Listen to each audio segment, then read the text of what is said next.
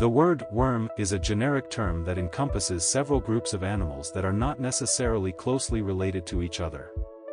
Some are arthropod cousins, others are slightly closer to mollusks, and some are completely distinct. Nevertheless, these animals share common characteristics.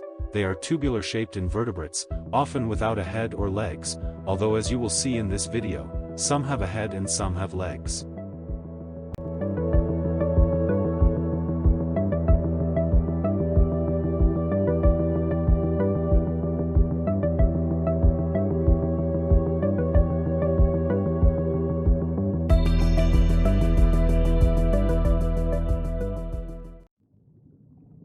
Onychophora was a soft-bodied worm with a long, slender body. It had a distinct head region with a pair of well-developed, forward-facing jaws called introvert hooks, which it used to capture and manipulate prey. The body had a segmented appearance, and it likely had a hydrostatic skeleton to support its structure. It is believed to have been a carnivorous predator, preying on smaller organisms in the Cambrian marine ecosystem. Its introvert hooks were likely used to grab and immobilize prey before consuming it. It is thought to have inhabited shallow marine environments, living in soft sediment such as mud or sand on the seafloor.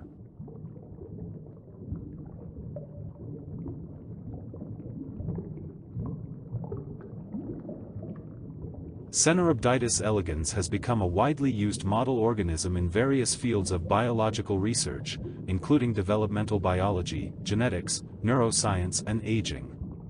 Its small size, short life cycle and fully sequenced genome make it an ideal organism for studying various biological processes. One of the significant advantages of studying it is its transparency, which allows researchers to observe its internal structures and developmental processes. It has a relatively simple nervous system consisting of 302 neurons, making it a valuable model for studying neural development and behavior. The connectivity map, known as the worm atlas, details the synaptic connections among its neurons, aiding in neurobiological investigations.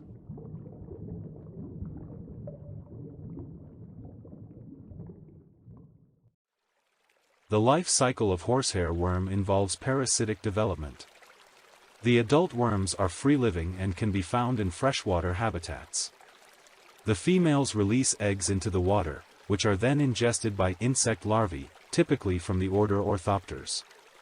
Once the eggs are ingested, its larvae penetrate the gut wall of the insect host and migrate to its body cavity. Inside the host, they grow and develop, absorbing nutrients from the host's tissues. The presence of the worm can alter the behavior of the host, causing it to seek water and eventually drown.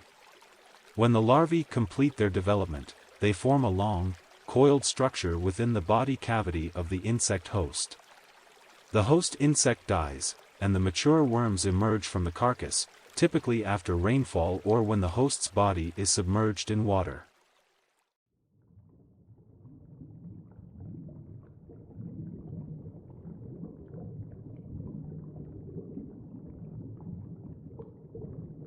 Together, onychophorans, arthropods and water bears form a monophyletic taxon, the panarthropods.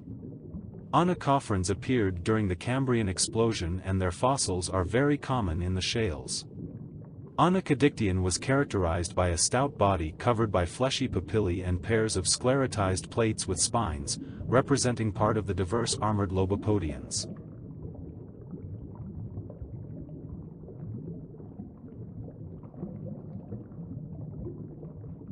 Microdictyon is typical. The worm-like animal has 10 pairs of sclerites on the sides, suggestions that these may be eyes or eye-like structures, matched to a pair of tentacle-like feet below. The head and posterior are tubular and featureless.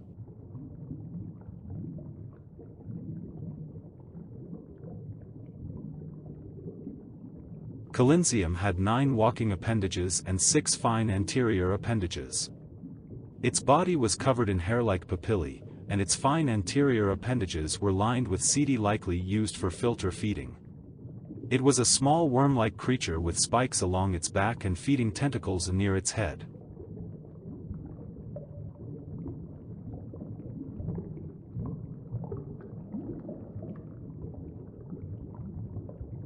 Phascivermis was previously interpreted as a predator that anchored itself into sediment with its hooked posterior end and used its anterior appendages to catch prey. One fossil has a possible bradoriid preserved in its gut. However, the new specimens described in 2020 suggest a suspension-feeding lifestyle similar to feather duster worms, with the posterior hooks used to anchor itself into their cylindrical tube.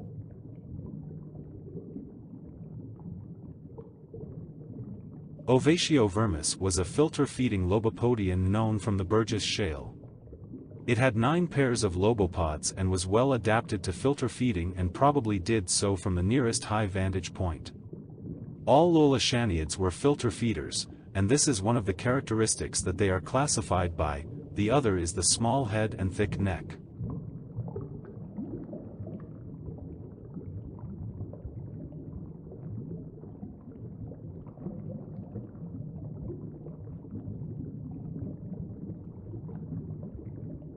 Hallucigenia is known from exceptionally preserved fossil specimens found in Burgess.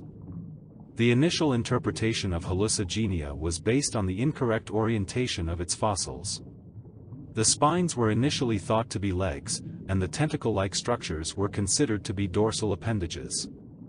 However, a reinterpretation in the 90s corrected these misconceptions and established a more accurate understanding of its anatomy. It is believed to have been a benthic organism, living on the seafloor. It likely used its legs and spines for locomotion and possibly for defense against predators. Its diet is uncertain, but it may have been a detritivore or a filter feeder, using its tentacle-like appendages to capture small food particles. Its unique features provide valuable insights into the early evolutionary history of panarthropods and the broader context of the Cambrian explosion. Platyherminthes is an animal with elongated worm-like body and at least 9 pairs of stumpy legs called lobopods. The only available fossil is not complete and the entire structure is not known. However, it is preserved in a 3-dimensional structure from which the remaining body parts could be nicely examined. The body has 3 main parts: the head, neck and trunk. The head appears to be oval-shaped, but much of it is missing.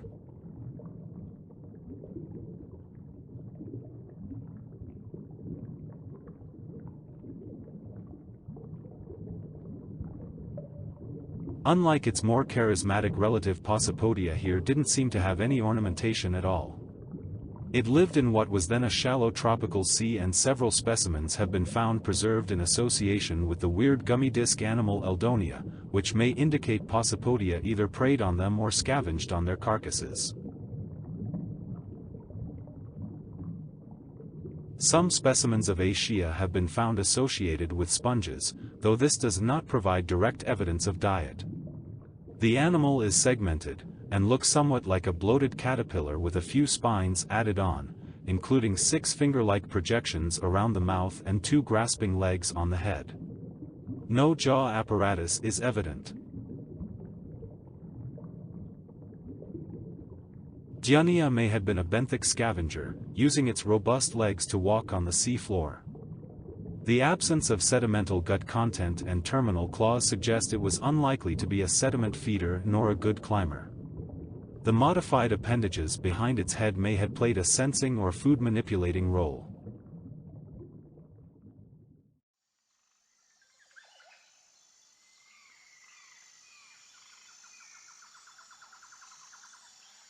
The stub feet that characterize the velvet worms are conical, baggy appendages of the body, which are internally hollow and have no joints. Although the number of feet can vary considerably between species, their structure is basically very similar. Rigidity is provided by the hydrostatic pressure of their fluid contents, and movement is usually obtained passively by stretching and contraction of the animal's entire body.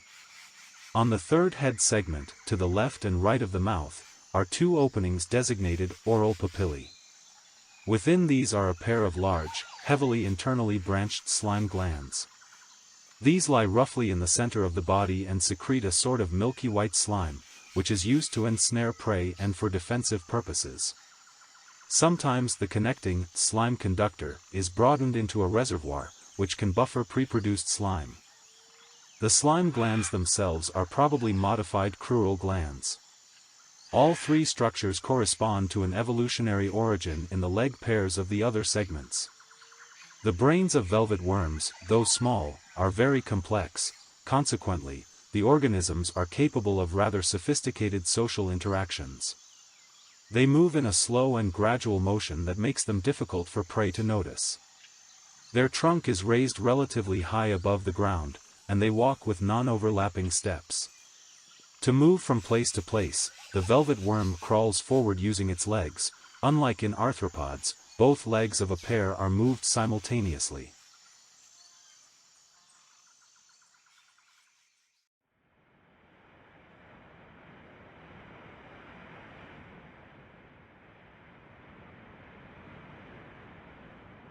Planarian flatworms are renowned for their impressive regenerative capabilities. When a planarian is cut into pieces, each piece has the ability to regenerate into a complete organism, including all major organs and body parts. They are carnivorous and feed on small invertebrates. They have a muscular pharynx that extends from their body to engulf and ingest food. They have a simple nervous system composed of a network of nerve cells. They possess two prominent eye spots that can detect light and respond to changes in the environment. Planarians also have chemoreceptors that enable them to detect chemical cues in their surroundings. They have long been studied in various fields of research, including developmental biology, regeneration, stem cell biology, neurobiology, and evolutionary biology. Turbellarian flatworms have a flattened body shape with a distinct dorsal and ventral side. They lack specialized respiratory systems, and respiration occurs through diffusion across the body surface. They use a muscular pharynx to ingest food and possess a branched gastrovascular system for digestion and nutrient distribution. They possess a simple nervous system consisting of nerve cords and ganglia. They have sensory structures, such as eye spots, which can detect light and changes in the environment. Chemoreceptors allow them to detect chemical cues, helping them locate prey or avoid predators. Green-banded broodsack is a parasitic flatworm that primarily infects certain species of land snails. Its most intriguing aspect is its ability to manipulate the behavior of its host snail in a way that enhances its chances of being consumed by birds, which are the flatworm's definitive host. The parasite alters the snail's appearance and behavior to make it more visually appealing to birds. Infected snails develop brightly colored, swollen, and pulsating brood sacs within their tentacles. The pulsating motion and vibrant colors of the sacs mimic the appearance of attractive prey items for birds. Birds play a crucial role in its life cycle. When a bird consumes an infected snail, the parasite's larvae are released into the bird's digestive system. The larvae mature and reproduce, and their eggs are then excreted in the bird's droppings, which can subsequently be consumed by other snails. Marine flatworms have a dorsoventrally flattened body, and they typically have a broad, elongated shape.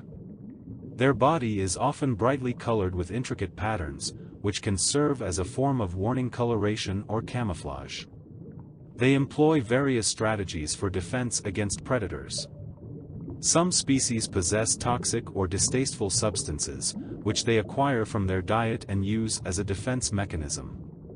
They are primarily benthic organisms, inhabiting coral reefs, seagrass beds, and rocky substrates in tropical marine habitats.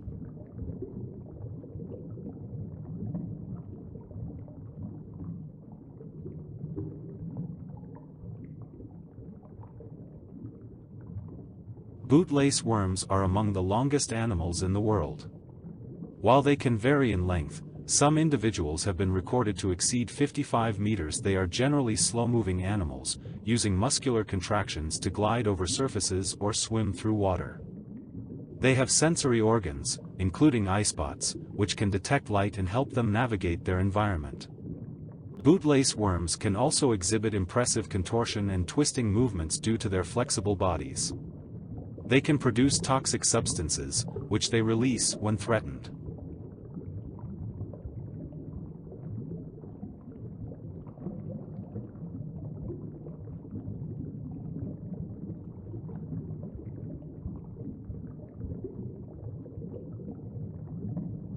Burgessicheta is thought to have been a decomposer or scavenger on organic material. It probably swam, as its bristles were much too long to be useful for moving itself in a burrow. Specimens have been found from both continental slope and deep water environments, indicating that this was a widespread animal. It is not thought to have had eyes.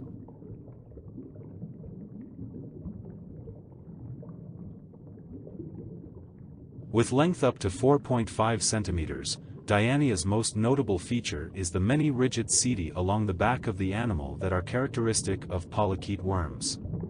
A 1998 paper suggested that it may have been iridescent due to the supposed presence of diffraction gratings, however other studies have interpreted these structures as internal microvilli. Parchment worm is a tube-dwelling worm. It constructs and lives within a long, parchment-like tube that it secretes from its own mucus. The tube provides protection and stability for the worm, and it can retract into the tube when disturbed. They are filter feeders. They have a specialized feeding structure called a lophophore, which is a ring of tentacles located near the head. The lophophore is covered in cilia, which create water currents and help capture tiny planktonic organisms from the surrounding water.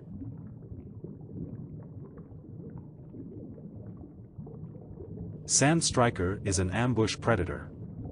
It waits for unsuspecting prey to come close, and then it strikes with lightning speed, dragging its prey into its burrow. It feeds on a variety of marine organisms, including fish, crustaceans, and other invertebrates. It is a separate-sexed organism, meaning it has distinct male and female individuals.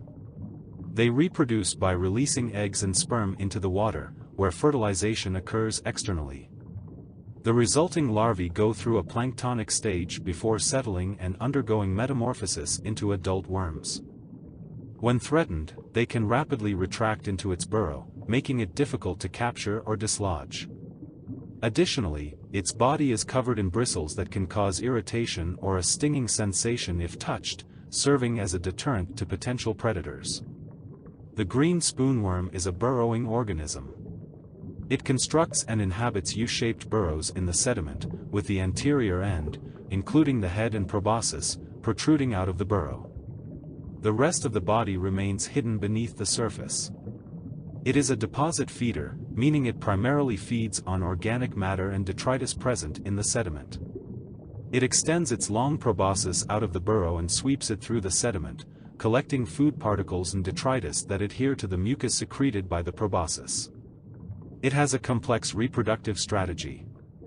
It exhibits separate sexes, with males and females existing as separate individuals. Males release sperm into the water, which are then captured by females through specialized structures called branchial sacs. Fertilization occurs internally, and the females release larvae into the water.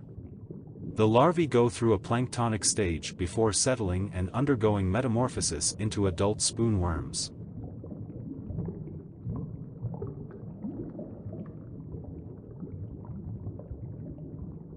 The king ragworm has an elongated, cylindrical body with numerous segments. It is a burrowing worm that constructs U-shaped burrows within the sediment. It uses its muscular proboscis to dig through the sand or mud, creating and maintaining its burrow. They play an important ecological role as part of the benthic community. They contribute to the mixing and oxygenation of sediments through their burrowing activity.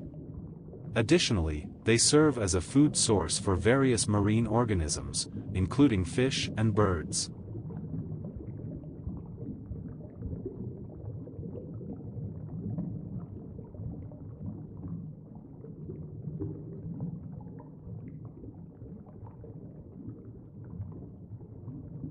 Mediterranean fanworm is a filter feeder. It extends its fan-like radioles out of the tube and uses them to capture tiny suspended particles, such as plankton, organic matter, and detritus, from the surrounding water. It has become an invasive species in many areas outside its native range. Its ability to rapidly colonize and outcompete native species can have negative impacts on local ecosystems and infrastructure. As filter feeders, Mediterranean fan worms play a role in water filtration and nutrient cycling within marine ecosystems.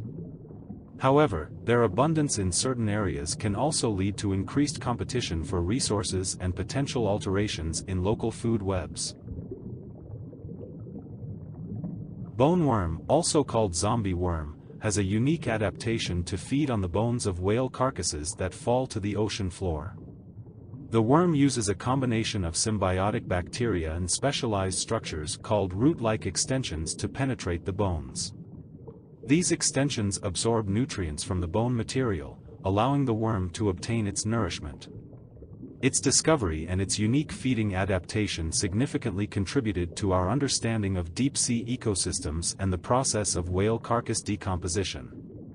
These worms play an important role in the recycling of organic matter in the deep sea and contribute to the biodiversity of deep-sea communities. The Satsuma tubeworm has a tubular body that can grow up to several meters in length. It has a crown of feathery red or pink plumes that extend out of a calcareous tube it secretes for protection. The plumes are used for filter feeding and gas exchange. Like other species of deep-sea tubeworms, it has a unique adaptation to live in an environment with limited sunlight. It forms a symbiotic relationship with chemosynthetic bacteria that reside within its body. These bacteria utilize the methane and other chemicals from the hydrocarbon seeps to produce energy-rich compounds, which the tubeworms can utilize as a food source. Giant tubeworm uses the same ecological niche. It does not have a mouth or digestive system to consume and process food. Instead, it relies on its symbiotic bacteria to convert the chemical energy from the hydrothermal vent fluids into organic molecules that it can absorb and utilize for growth and survival.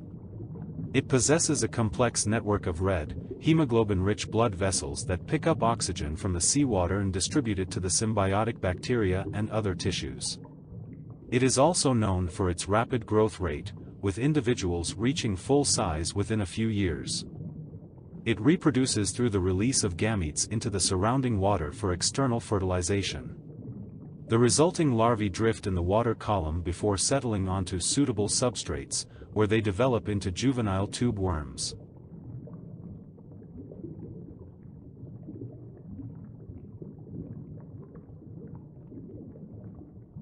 The Pompeii worm is found in hydrothermal vent systems, living in one of the most extreme environments on Earth. It is exposed to high pressures, near boiling temperatures, around 80 to 90 degrees Celsius, and toxic chemicals associated with hydrothermal vent emissions. It possesses several remarkable adaptations that allow it to survive in its extreme habitat. It has a specialized heat-tolerant protein called tubeworm hemoglobin, which helps it cope with the high temperatures. The worm also has a unique, intricate tube made of a mineralized structure that provides protection from the surrounding harsh conditions. The worm forms a mutualistic relationship with bacteria that live within its specialized gill structure. The sand mason worm is a filter feeder. Its radioles have numerous hair-like structures, known as cilia, which help capture plankton and organic particles from the water. It plays a role in sediment stabilization and nutrient cycling in coastal ecosystems. Its tube-building activities contribute to the physical structure of the substrate and provide habitat for other organisms.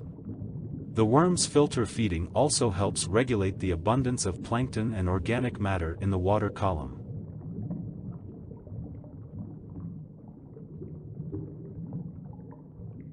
Squidworms are carnivorous and primarily feed on small marine organisms, including plankton, larvae, and other tiny invertebrates. They use their tentacles to capture prey, often using specialized structures such as bristles or hooks to help secure their food. The reproductive strategies of squidworms can vary among different species. Some species are known to reproduce through sexual reproduction, with separate male and female individuals releasing their gametes into the water for external fertilization.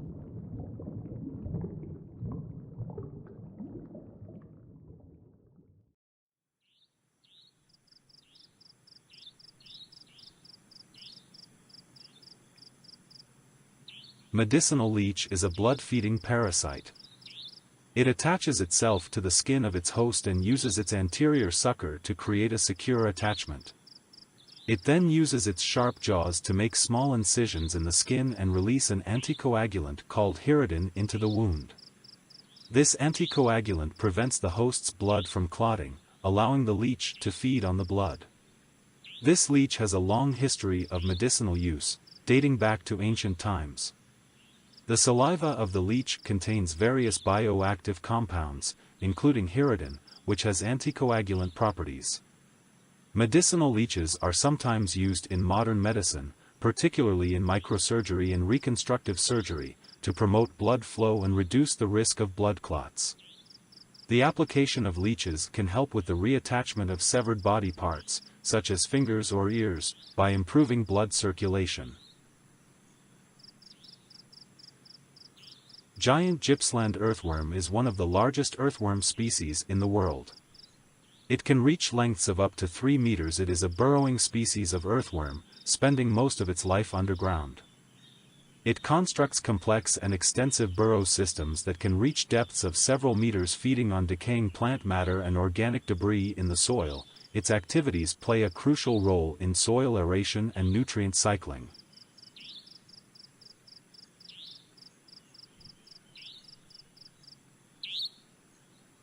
Amynthas is a genus of earthworms known as jumping worms or crazy worms because of their erratic thrashing behavior when disturbed. The genus is native to East Asia, but they are invasive in many areas of the United States. Amynthas species' faster reproduction rate, and their ability to reproduce asexually has contributed to their spread into the United States. The worms reach maturity in 60 days, which allows them to have 2 hatches per year.